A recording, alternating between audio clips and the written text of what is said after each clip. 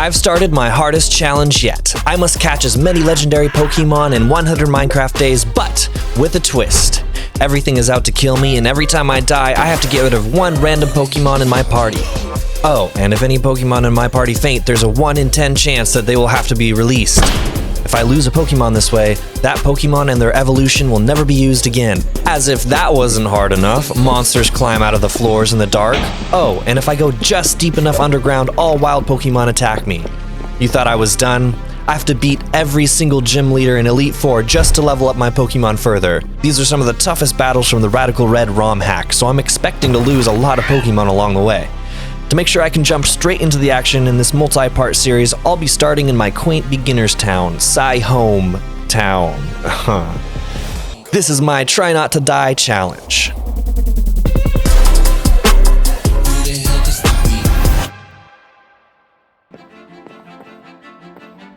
I'm gonna come down here. I'm gonna grab my Pokédex. Yeah, okay. Let's see what we have out here. I think what we need to do in the very beginning is choose our Pokemon. And I've thought pretty hard about this. The first choice I'd need to make could potentially change the entire course of my survival, my first Pokemon. I chose Mudkip because its type advantage could be strong against the different gym leaders. Its water typing is a strong option against Brock, Blaine, and Giovanni, and when it evolves, its ground typing will help against Lieutenant Surge and Koga. I still needed to guard my Mudkip as these gym leaders have moves to combat most typings. First things first though, we're going to need to... Ooh, that sounds like a monster. I don't want to die and lose Mudkip right away. Of course, I needed to get tools like a crafting bench, pickaxe, and a weapon. Normally these seem like easy tasks, but when any Pokemon can attack you, it keeps you on high alert. Come on. Okay. So we got that. Ooh, okay, we got some apricorns over there as well. We just need to make sure that we can get set up as quickly as possible. So get some tools. I want to make sure that I can also get some weapons as well. I need an axe, because an axe is pretty good for fighting monsters. I just want to see if I can, how many legendary Pokemon I can get in 100 days. Maybe I can get all of them, maybe none of them. Guess we'll find out. Ooh, we got some more coal here, and bronze. Bronze will help us build some Pokeballs early on. And hopefully get us a team. I'm definitely gonna need to level up my Mudkip too. Okay, level 13. I can fight a level 13, right? Even fighting something like a Skitty was terrifying, since even the lower level wild Pokemon posed a threat. But I had to level up Mudkip somehow. I'm actually pretty nervous on fighting any Pokemon at this early level.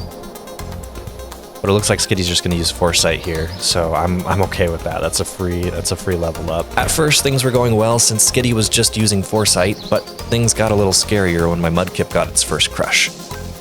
Oh no, Mudkip fell in love? How much damage is that going to do? Okay, not a lot, but Mudkip is in love, so... Good. Good. Like the merciless leader I was, I made Mudkip finish off his first love. The soul-crushing experience allowed Mudkip to level up, but there was still much to do. My first goal is to get a few Pokeballs, get an apricorn farm set up, hopefully get some seeds, which we didn't, unfortunately. We'll just leave that for now. I needed to build a Pokeball farm, and fast. The sun was getting lower, and I really couldn't afford to lose too much time. And what's worse, I needed food. You see, in this world, things like cows, chickens, and sheep don't exist, which means I needed to either grow or hunt my food. If I needed meat, Pokemon were some of the only ways of getting this. In the meantime, I tried getting seeds to grow a wheat farm. Okay, so far so good. How many seeds we got? 13? Let's go for like 20. I think 20 seeds are going to be a good stopping point here. I was able to take out a Geodude and level up, allowing my Mudkip to learn Protect, a move that would prove invaluable at scouting powerful moves from enemy Pokemon. Let's cook up this copper. I smelted some of the materials I was able to mine above ground to help me craft Pokeballs with the apricorns I harvested. So while that's cooking, what else can I do? I'll make a hoe. I then went back to setting up my wheat farm as my hunger bar was getting dangerously low. If I got hit, I wouldn't be able to heal, and with only one Pokemon in my party, that could be the end. That was all our seeds, so I'm happy with that outcome. Oh, he's going to attack me. Oh no, I don't like that. Ah! He's kind of scaring me. What level even is he? Level 15? We could fight him if we wanted to, but I don't know. At this point, I'm not sure. Come on. Can I fight you? I'm not even gonna risk it, to be honest. I'm just so scared of everything at the moment. Although, maybe if I could get, right there. So why don't we try out our strat? Because he might, like, use explosion? And I'm not... Okay, cool. I'd be kind of scared if he were to do that. Use water gun, super effective. Then the unthinkable happened. He does have sturdy potentially. Whoa!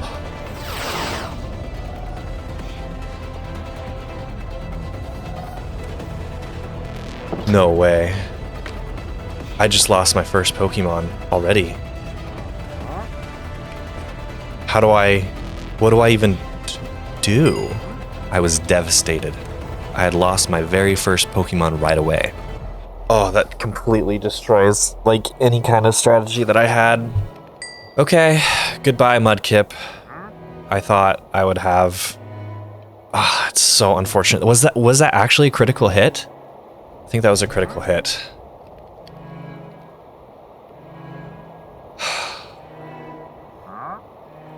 Okay.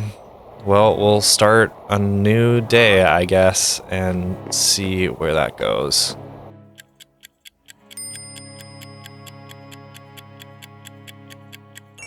I didn't even get a chance, really, to see if that would kill me. Good news is we do have some Pokeballs. I'm going to have to, unfortunately, get rid of my Mudkip, which is really sad. But that's when I remembered. I had to die to guarantee a Pokemon was lost forever. Oh wait, I totally forgot. I have a 1 in 10 chance of losing my Mudkip. So, I let fate decide whether I had to give up my new best friend. Okay, this will decide the fate of my Mudkip. If it rolls a 1, it's over. Okay. Oh, we get to keep our Mudkip. Ah, thank God. Okay, I'm gonna heal my Mudkip real quick. After that near-death experience, I had lost all confidence. But I was still low on food, and my only option was to try and get resources from the Pokemon around me. I probably didn't need to, but I tested my new strategy of scouting the moves with Protect. I don't even think a critical hit on a Splash could scare a Scatterbug, so I charged on. Try Rock Smash one more time. And hopefully, we will get some meat from this Baneri. My plan had worked. I got my first piece of Pokemon meat and another level up for Mudkip. So, I went on to the next Pokemon to try and get chicken meat. Which we did. With food in our stomach, it was time to take on the next challenge. Actually getting apricorn seeds. Still no seeds. I don't quite like that. That's fine. With no luck, I had to at least get more ores for crafting Pokeballs for my team. I was able to pick up evolution stones like the Dawn Stone exposed on the hills. I'm just gonna grab this iron real quick. This is kind of a little risky. I may have gotten greedy, however, as night had fallen and I was in a bad situation. Can I get down quick enough? Uh-oh. Uh-oh. Uh-oh.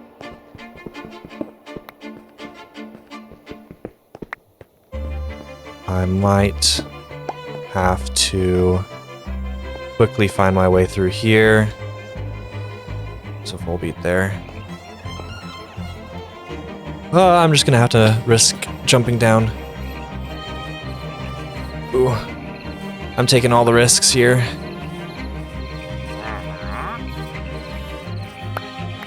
Still no seeds.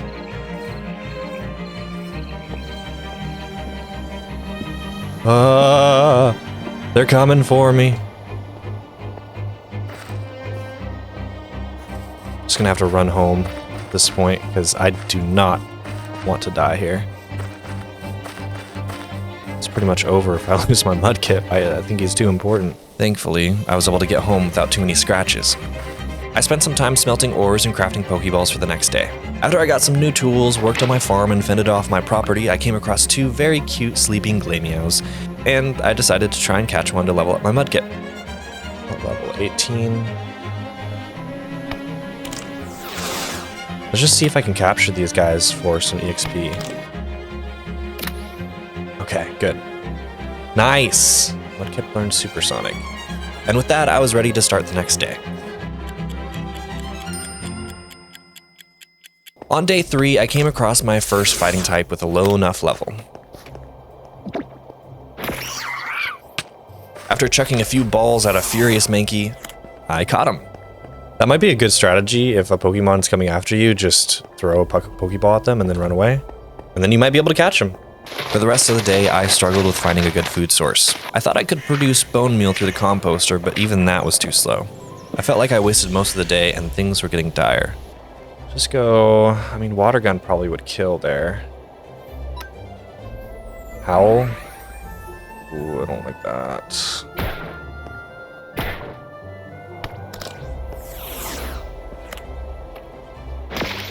Uh-oh. Is he gonna use Howl or Bite? Is Mudkip down? No, he's not. And then he'll use...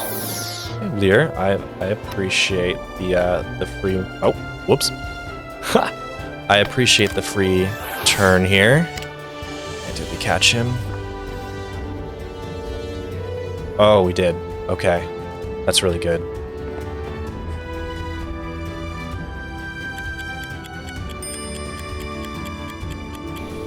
Ooh, that's an Ursaring. I think Ursarings are always going to be hostile. If I die here, it's over. We're gonna definitely lose a Pokemon. I can't get hit once. Is there an easy way to get food? I need to know. I was forced to harvest meat from Pokemon. Do you think we can just one-shot this? I did manage to find some leeks, which was very valuable, but by that time, most of the day had gone. We should plant more of these leeks as soon as possible. After adding those leeks to my farm and eating the game I had hunted, it was already the next day. I needed to find something that would turn my luck around.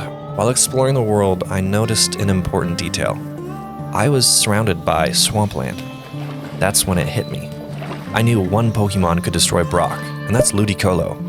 You might think, Psyhome, that's a Pokemon who's in its 3rd evolution. How are you supposed to get something like that so early in the game? The level cap right now is level 15, but Lotad, the 1st evolution, evolves at 14 into Lombre. Lombre just needs a water stone to evolve, and it just so happens when I was jumping on lily pads that one of them began to move. Another Lotad. Honestly, if we got even just one of these guys, that would be maybe enough to fight Brock, but he'd have to be low enough level. And he is! This was a pivotal battle. He was just low enough level, and I wasn't sure if I'd be able to have enough time to hunt for more in the right conditions. I felt like I needed to catch him, and a critical hit could ruin everything. My Glameow's scratch brought him to just under 40%. Low enough? Okay. I will hit him with a Hypnosis. Fell asleep. I'm definitely going to try and capture him.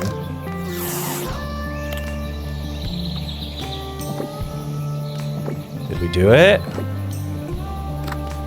It was a success! Yeah, that actually might be enough to fight Brock, to be honest. I grabbed more resources, caught a Makihita, and started to head home. Things seemed like they were finally turning around, until this happened.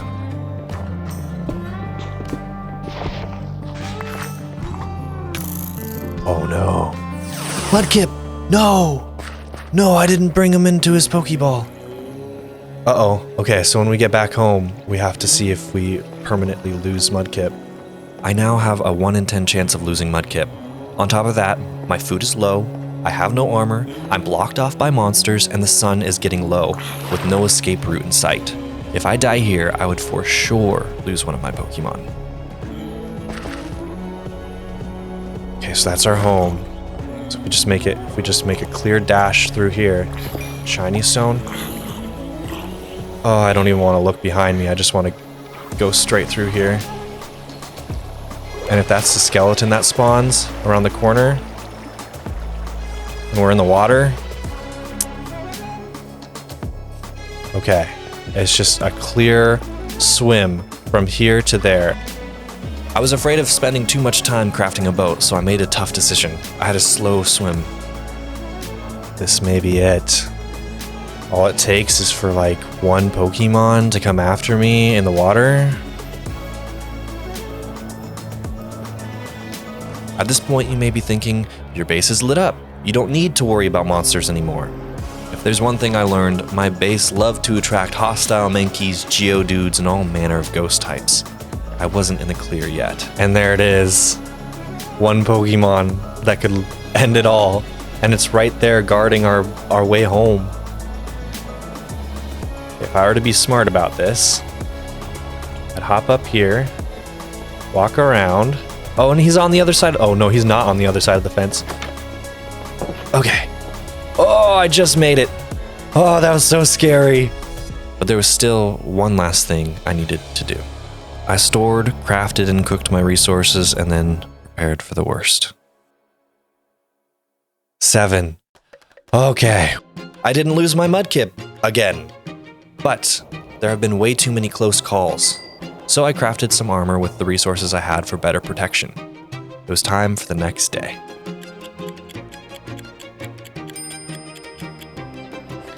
Now this is the next day, I feel much more confident in being able to take out some Pokemon and train up. So let's see what we can do with that. We also have that apricorn seed. Do we want to just make the farm right outside of our house? Because we don't really have that much room for an actual farm. So why don't we do that? Now for the fun part. It was time to train my Pokemon for the battle with Brock ahead. Even though this Hitmonchan was level 20, I tried catching him for fun. He then got pissed off and chased me out of town. But hey, I wanted to go there anyway. I collected a few resources and began my training. I managed to find a wild Charmander, so I had to try and catch it. But then this happened. No, a critical hit? Oh, that's upsetting. That's very, very upsetting. And we lost one of my favorite Pokemon. Night was quickly setting in again, so I thought it was time we dug a little deeper. I grabbed some food and made my way into the mines. This would prove to be the most dangerous thing I've done so far. And since it's already nighttime, I don't have to worry too much about going to sleep. I will grab that. What is that? A Dawnstone? Yeah. This is where things get really creepy. Not only will monsters constantly attack me, but Pokemon will always be hostile. I don't like how we already ran into something. But there are plenty of resources down here. This is where things get really scary. Not to my surprise, I found plenty of iron and copper, and even an amethyst geode right next to the entrance. If I get a decent amount of these, then I won't have to worry for a while to come down here for this specifically. As much as I loved running into valuable materials, I also ran into a lot of monsters. I have some iron here. Whoa! Why are they popping up out of nowhere all? Normally I could bring my Pokemon out to attack with me, but letting them faint was too risky. I was surrounded. There was nothing I could do about that. I had to retreat. I smelted some of the iron I'd gotten for more armor, lit up the cave more in the meantime, got surrounded again, and decided to fight back. Then I retreated as 2 toddler zombies were chasing me. Then I was flanked. But hey, at least they brought me back to my furnace where I could craft some more armor. Wait, no, we don't want that. We want boots, and we want pants. Pants and boots and pants and boots. Okay, let's try this one more time. Again. It's been 3 years in the mines. Nah. While I'd been in the mines for half a day, I was getting lots of materials like iron and gold. Ooh, this is a decent amount of gold, too. While being chased by monsters and Pokemon, of course. It was time to head back home, though, and see where we were, as I was definitely getting low on food. Okay, with my farm coming together, I'm starting to realize This is actually becoming possible. Look at this. Oh, a Blastoise? That's kind of rare. He's definitely going to attack though if I get too close to him. Yeah, I don't want to risk that. I cooked some leeks and began officially training this time. For real, this time. But while we're out here, why don't we get a Bunnelby?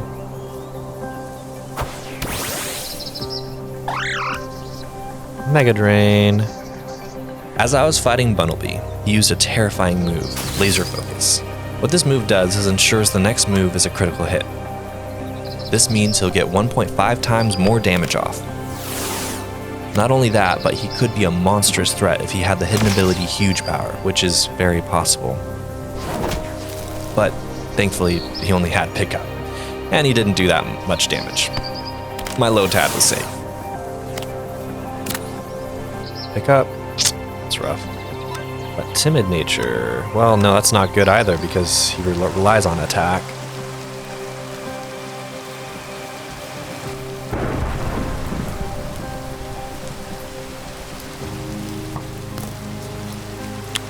We're getting a shot at by someone invisible? No.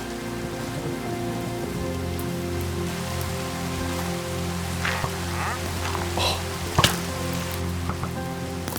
No! I keep forgetting to bring my Pokemon in. There's a chance that we could lose him, and that's actually going to be really bad if we do lose that Lotad. When will you learn that your actions have consequences? I left my Pokemon out of their ball again.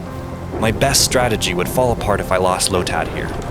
Okay, let's see if we lose Lotad. If we roll a 1, it's over. 6? Okay, we keep our Lotad. Oh, thank God.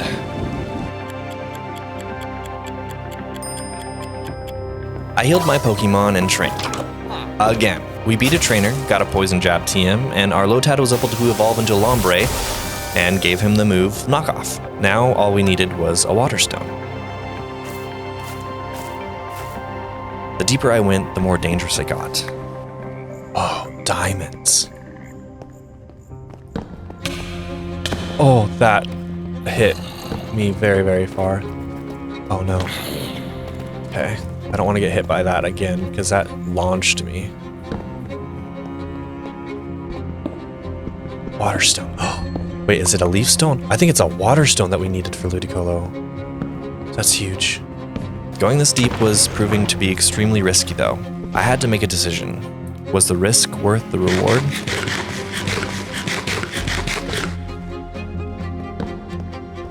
This is good. This is easy to get. Yes. Yes, it was. No! No, it wasn't! If I was going to make it out of this alive, I needed to remember where I came from, dodge the ravaging Rattatas scouring around, and make sure I was fed enough to heal incoming damage. Oh, they're so fast.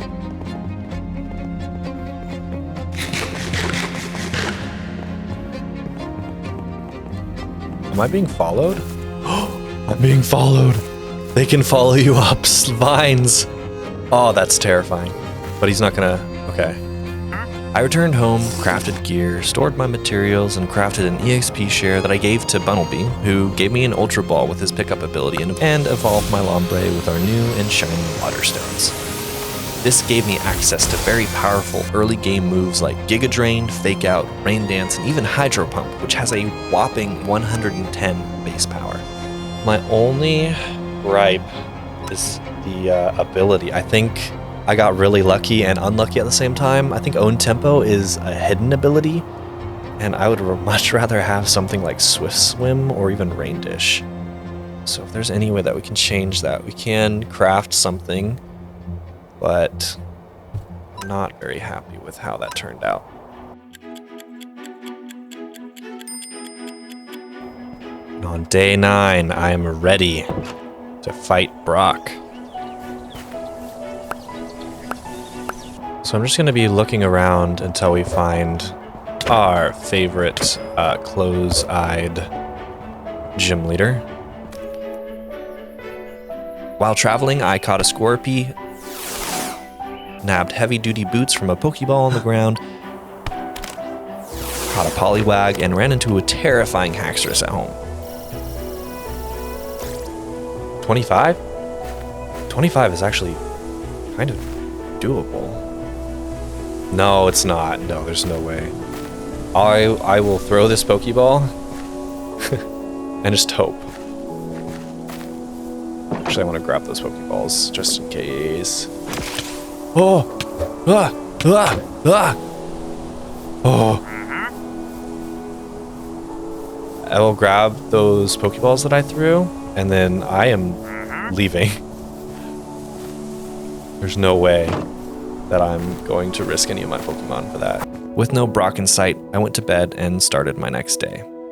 It was an uneventful day. This has to be the day. We have to get him now. I gave all my Pokemon items that would be useful for the battle and started my search again. Alright, Brock, wherever you may be. Ooh, he's still out there. This time, heading towards the mountains. Rock-type gym leaders like mountains, right?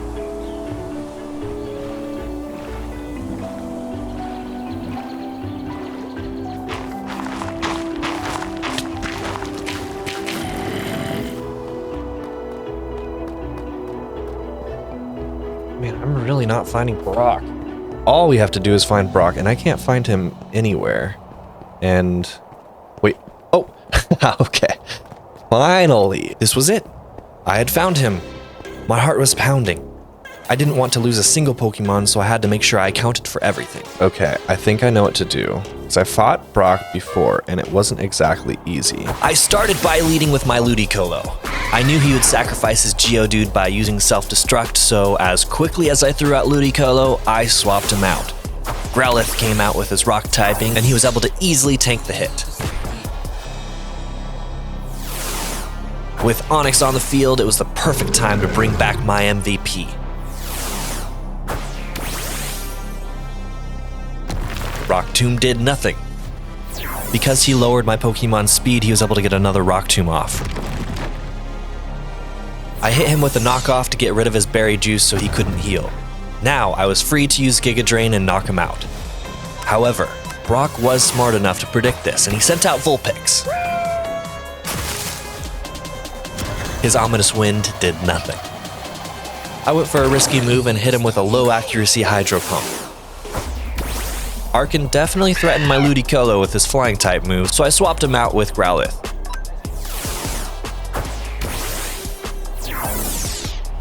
Arkin used Pluck, which didn't do too much damage. However, I didn't have a good move to fight back with. I tried to see if I could at least get a flinch off with a bite, but I was met with a Bulldoze that was 4 times effective against Growlithe, knocking him out. I retaliated with Mudkip, who I knew could take a few hits. I used Water Pulse, confusing the Arkin.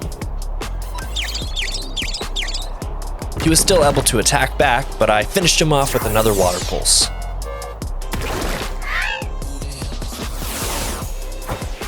Onix was a little scary, as a critical hit could take out my Mudkip.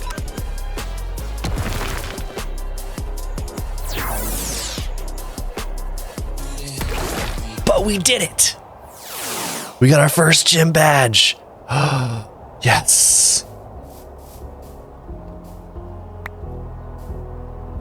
Okay, now we have to make it home in time before anything bad happens, and we'll have to make our first roll of our first death roll after our first gym leader. Let's see if we can make it home back in time. Oh no! They're everywhere. I don't know if we're gonna make it. Almost there. Baneri, that's fine. There it is! Our home! We're almost there! Now that we were home in one piece, we had our last task, to see if we lost our first Pokemon. Rolling a 1 means we lose Growlithe forever. Okay, so we made it through. Now we get to do our death roll. So let's see if we have a 1 in 10 chance of losing Growlithe forever. Let's see. 7. Okay, if we rolled a 1, we would have lost him, but we get to keep Growlithe. This is good. This sure has been a roller coaster so far. Thank you guys for sticking around to the end of this video. If you liked it and want to see more videos like this, like, comment, and subscribe. And until next time, see you later.